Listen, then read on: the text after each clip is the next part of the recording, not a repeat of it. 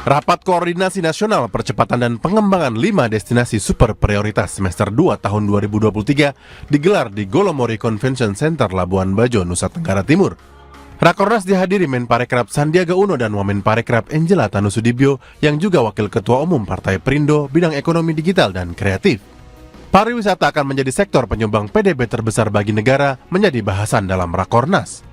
Langkah-langkah strategis akan dilakukan diantaranya adalah menyusun Indonesia Tourism Fund atau ITF untuk menggelar event-event berkelas dunia di 5 DPSP.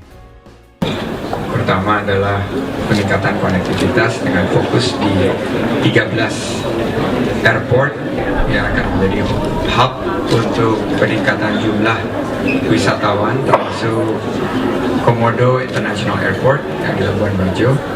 Beliau mempunyai visi, cita-cita bahwa yang namanya para wisata itu harus terus tumbuh untuk menyeimbangi daripada tentu ketergantungan kita untuk pemasukan dari pertambangan. Pariwisata dan ekonomi kreatif ditargetkan menjadi lokomotif dan menggantikan ekonomi ekstraktif seperti pertambangan, di mana targetnya mencapai di atas 10 hingga 12% pada 2030 hingga 2045, seiring dengan perubahan transformasi dari ekonomi Indonesia menuju ekonomi hijau. Dari Manggarai Barat, NTT, Gekio Viana, iNews melaporkan.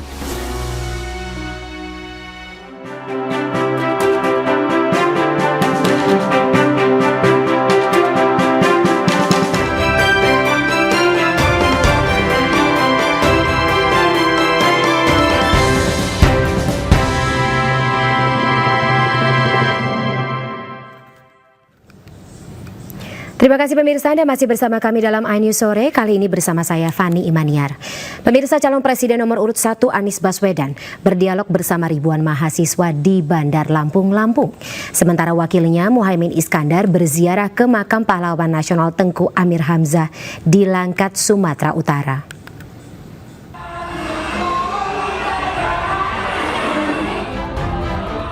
Calon Presiden nomor urut 1 Anies Baswedan menghadiri dialog kebangsaan bersama ribuan mahasiswa Universitas Malahayati di Bandar Lampung, Lampung. Dalam pidatonya, Anies mengajak mahasiswa mewujudkan keadilan. Anies juga menilai harus ada perubahan di sektor investasi padat karya seperti pertanian, perkebunan, dan manufaktur agar bisa menciptakan lapangan kerja bagi generasi muda.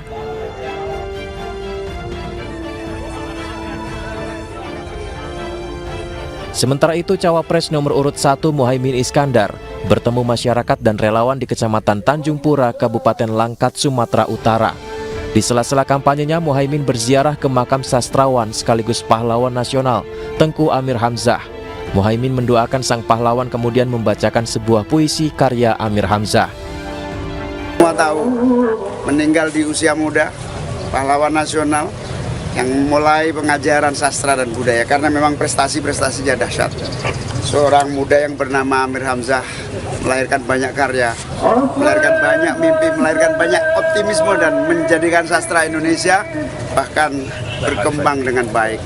Di Jakarta mendirikan majalah yang namanya majalahnya Pujangga Baru, yang kita semua tahu Pujangga Baru menjadi tonggak budaya. Nah, untuk menghormati pahlawan kita namanya Amir Hamzah, saya baca puisinya. Usai berziarah, Muhaimin melanjutkan sholat Jumat di Masjid Azizi yang merupakan masjid peninggalan Kerajaan Langkat. Dari Bandar Lampung dan Langkat, Sumatera Utara, Andres Afandi, Erwin Syah, iNews melaporkan. Sementara itu, calon presiden nomor urut 2 Prabowo Subianto menerima kunjungan silaturahmi bayi jenius yang viral di media sosial, Kenneth Matthew. Tabloid Prabowo Gibran sendiri pemirsa juga terus bertebaran di Solo, Jawa Tengah dan menyasar para lansia.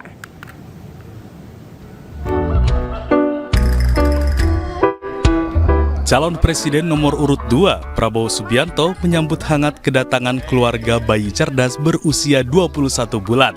Kenneth Matthew di kediamannya di Jalan Kartanegara, Jakarta. Prabowo berbincang dan bermain bersama bayi yang belakangan viral di media sosial lantaran gemar belajar kalkulus. Prabowo mendoakan Kenneth agar kelak menjadi anak berprestasi dan mengharumkan nama Indonesia. Sebelumnya, Di media sosial, Kenneth kerap mengungkap keinginannya untuk bertemu Prabowo yang ia sebut Opung Wowo. Katanya nyari saya. Katanya nyari Opung. Pikir dia sama Opung. Siapa nama saya? Opung siapa? Opung siapa? Sementara itu, tabloid bertajuk Indonesia Maju Prabowo Gibran bertebaran di Solo, Jawa Tengah. Tabloid berisi foto-foto Prabowo dan Gibran dan visi misi mereka. Tabloid ini disebarkan oleh orang tak dikenal dan menyasar para lansia. Sebelumnya, TKN Prabowo Gibran mengaku tabloid dibuat dan dibagikan oleh relawan yang ada di Jawa Tengah. Dari Jakarta dan Solo, Jawa Tengah, Septiantoro, iNews melaporkan.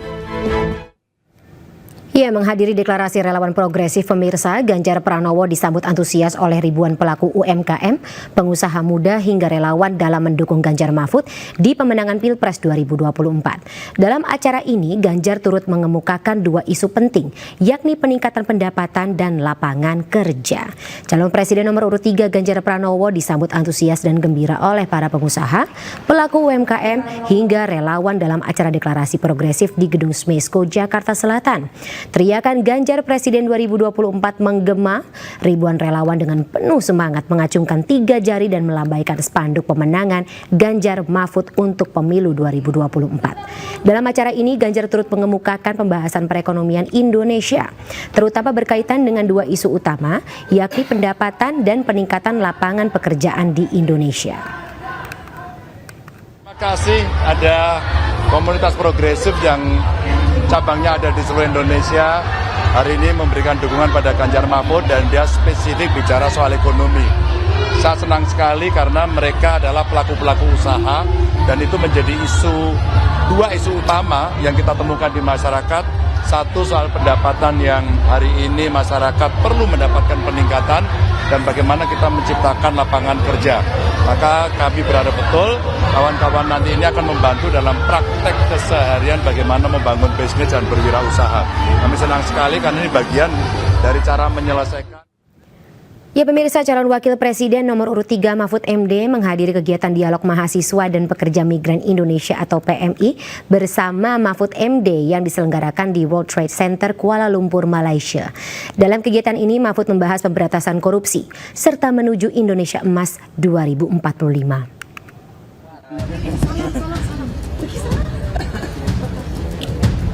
Calon wakil presiden dari Partai Perindo, Profesor Mahfud MD kembali melakukan kegiatan kampanyenya. Kali ini Mahfud MD melakukan berbagai kegiatan di negara Malaysia. Sebelumnya pada hari Kamis kemarin, Mahfud menghadiri sholawat dan istighosah kebangsaan yang diikuti WNI yang berada di Malaysia. Pada tanggal 8 Desember 2023, Cawapres nomor urut 3 menghadiri kegiatan dialog mahasiswa dan pekerja imigran Indonesia bersama Mahfud MD yang diselenggarakan di World Trade Center Kuala Lumpur, Malaysia. Dalam kegiatan ini Mahfud membahas pemberantasan korupsi serta menuju Indonesia Emas tahun 2045. Mahfud mengungkapkan keadilan hukum harus ditegakkan sesuai dengan ajaran Nabi.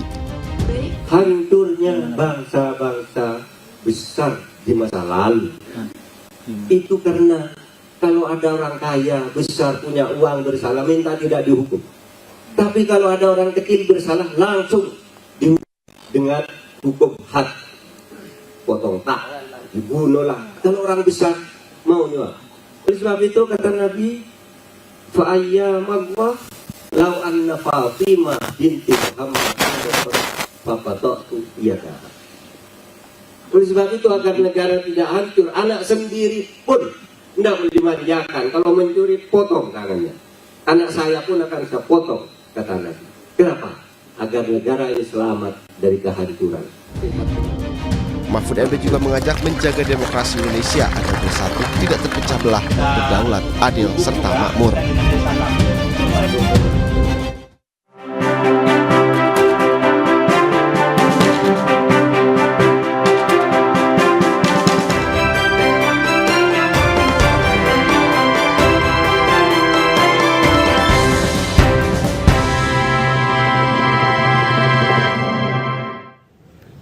Pemirsa, Presiden Joko Widodo melantik Ridwan Mansyur sebagai Hakim Mahkamah Konstitusi yang baru. Pelantikan dilakukan di Istana Kepresidenan pada Jumat pagi. Ridwan menggantikan posisi Manahan Sitompul yang pensiun. Ridwan Mansyur menjadi Hakim Mahkamah Konstitusi dari unsur yudikatif yang dipilih oleh Mahkamah Agung. Sebelumnya, Ridwan Mansyur menjabat sebagai Panitera Mahkamah Agung atau MA. Karirnya sebagai hakim dimulai pada Pengadilan Negeri Muara Enim pada tahun 1989. Saya kira mengalir aja, tidak, karena memang juga saya sudah 34 tahun sebagai hakim, artinya dengan gelombang yang bermacam-macam peristiwa, dan kita terima itu sebagai bagian dari hak asasi manusia, artinya ya kita kuatkan diri kita saja, insya Allah dengan bekerja yang baik, dengan modal yang cukup untuk menjaga integritas, insya Allah kita tidak menjadi gentar untuk apa. Selain itu, Presiden Joko Widodo juga melantik Irjen Martinus Hukom sebagai Kepala Badan Narkotika Nasional atau BNN yang baru. Irjen Martinus Hukom menggantikan Komjen Petrus Golose yang telah memasuki usia pensiun. Irjen Martinus merupakan perwira tinggi di Polri yang sebelumnya menjabat sebagai Kepala Densus 88 Anti Teror Polri yang terlibat dalam operasi penangkapan teroris bom Bali Ali Imron. Hari ini merupakan ada dua hal yang perlu saya jelaskan. Yang pertama adalah anugerah Tuhan Yang Maha Esa, dan yang kedua adalah apa yang disampaikan atau yang diberikan kepada Presiden, tugas kepada saya, sehingga bagi saya tugas ini adalah tugas yang bersifat nasional dan bukan tugas yang mudah, tapi tugas yang berat, karena kita harus mengontrol bagaimana Indonesia yang begitu luas, terdiri dari pulau-pulau, lalu garis pantai yang panjang sekali, sehingga selain anugerah saya juga ingin mengatakan bahwa ini satu beban tanggung jawab yang harus saya pikul untuk mengontrol peredaran. Ya pemirsa, polisi memeriksa sejumlah saksi untuk mengungkap kasus pembunuhan 4 anak oleh ayah kandungnya di Jagakarsa, Jakarta Selatan. Informasinya akan kami hadirkan sesaat lagi.